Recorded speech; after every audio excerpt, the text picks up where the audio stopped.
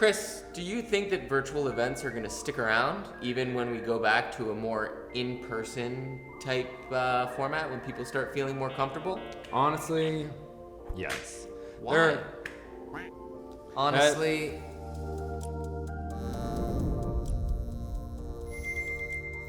well, I think that there's two components that really play into that.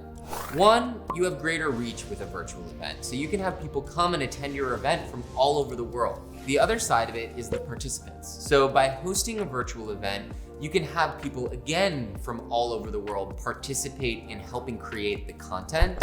And you can have things like moderated Q&As with panel discussions with people from all over the world participating in the same conversation at the same time. So essentially, along with that accessibility, you get diversity, because now all of a sudden I don't have just the people that live in Los Angeles, I have the people that live in all sorts of different places that I can sort of dial in and watch.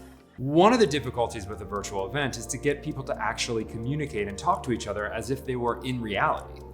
Actual Do you events. communicate in reality? No, 100%. No, you only communicate virtually. That's true. I usually just stand in the corner at any party and Text.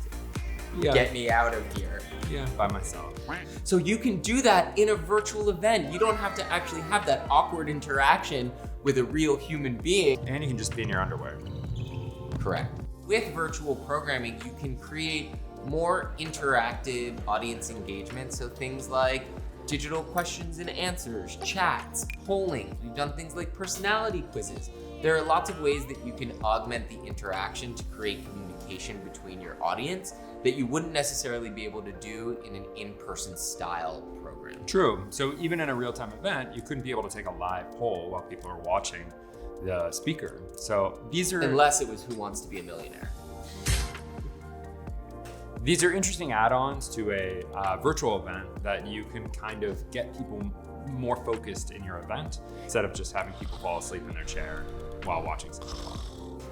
One of the other components that's important to consider with virtual programming is the ability to archive your content. And so when you have an event that's virtual, we can actually save all of that so people can watch it asynchronously. So it's not having to be viewed in real time. That's a big word for that, asynchronous. Asynchronous. Can you spell asynchronous? ASYNCHRONOUSLY.